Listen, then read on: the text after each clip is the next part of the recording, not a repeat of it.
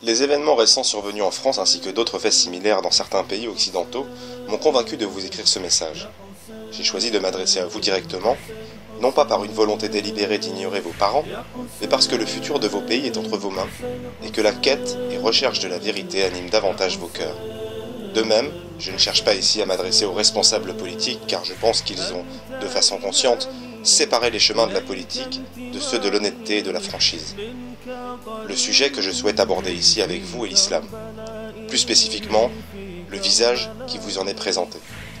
Depuis 2 décennies, c'est-à-dire à peu près l'effondrement de l'Union soviétique, tout a été fait pour présenter cette religion comme un ennemi qu'il faudrait craindre. L'attisement des sentiments de peur et de haine et leur utilisation dans des buts peu louables ont malheureusement un long passif dans l'histoire politique de l'Occident. Il n'est pas question ici d'évoquer les phobies diverses qui ont pu être véhiculées au sein des nations occidentales.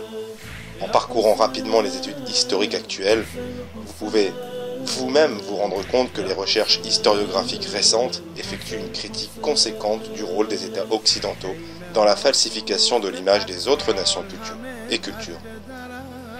L'histoire de l'Europe et des États-Unis est marquée par la honte de la période de l'esclavage, puis celle de la colonisation, ainsi que par tout un ensemble d'oppressions et d'injustices commises vis-à-vis des personnes de couleur ou de croyances différentes.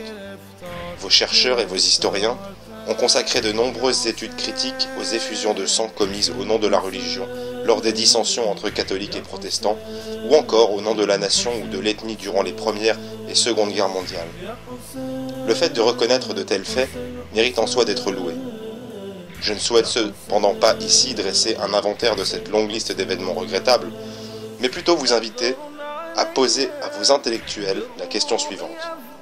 Pourquoi, en Occident, la conscience collective se réveille toujours avec plusieurs décennies, si ce n'est plusieurs siècles de retard? Pourquoi l'examen de cette conscience collective doit-il être exclusivement tourné vers des réalités appartenant à un passé lointain et passer sous silence les questions actuelles? Pourquoi cherche-t-on à empêcher la formation d'une réflexion générale au sujet d'une question aussi importante que celle de la façon d'aborder et de traiter la culture et la pensée musulmane? Vous savez bien que l'humiliation et le fait de susciter des sentiments de haine et de peur vis-à-vis de l'autre, constituant le terreau commun à l'ensemble des entreprises de domination fondées sur l'oppression. Je souhaite maintenant que vous vous demandiez pourquoi cette fois-ci, la vieille politique de fomentation de la peur et de la haine a pris l'islam et les musulmans comme objectif, et ce, avec une intensité sans précédent. Pourquoi dans le monde actuel, le système du pouvoir souhaite-t-il reléguer la pensée islamique à la marge et à la confiner à un rôle passif?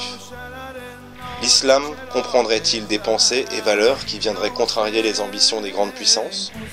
Quels intérêts dessert la diffusion de représentations erronées au sujet de l'islam? Mon premier souhait est donc que vous vous interrogiez au sujet des éléments motivant une telle diabolisation massive de l'islam.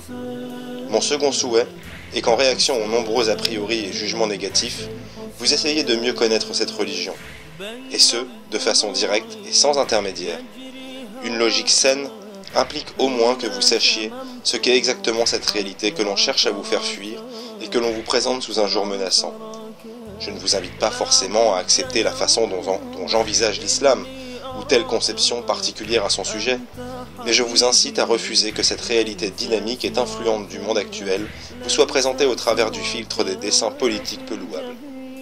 Ne permettez pas que les terroristes, souvent issus de ces mêmes pouvoirs, qui prétendent les dénoncer, vous soient présentés comme étant les représentants de l'islam.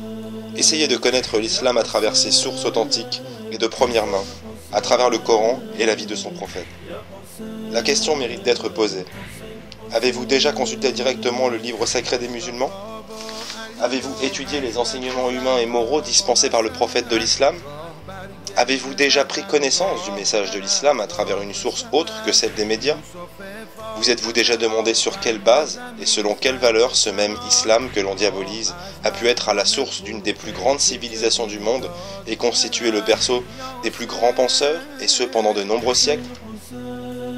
Je vous demande de ne pas permettre que les portraits dénigrants que l'on peut faire de cette grande religion dressent des barrières psychologiques entre cette réalité et vous, vous privant ainsi de toute possibilité de jugement impartial. Dans un monde où les moyens de communication ont brisé les barrières géographiques, Ne permettez pas que l'on enserre votre esprit dans des limites construites de toutes pièces. Bien que personne ne puisse, à lui seul, combler le fossé créé entre ses a priori et la réalité, chacun d'entre vous peut, en s'efforçant personnellement de distinguer le vrai du faux, contribuer à créer des ponts fondés sur une pensée juste et libre. Ce sont ces ponts qui contribuent à réduire de tels fossés. Malgré les difficultés inhérentes à un tel défi, cet effort de pensée peut contribuer à faire naître de nouvelles interrogations dans vos esprits ayant soif de vérité. Et vos efforts en vue d'obtenir une réponse à ces questions constituent en soi une occasion pour découvrir de nouvelles vérités. Par conséquent, ne laissez pas passer cette occasion de parvenir à une compréhension plus juste et exempte de préjugés de l'islam. Ainsi, peut-être, grâce à votre sens de la responsabilité vis-à-vis de ce qui est vrai et juste, les futures générations pourront se pencher sur cette période d'interaction de l'Occident avec l'islam avec une conscience plus apaisée qu'auparavant. Sayed Ali Khamenei, 21 janvier 2015.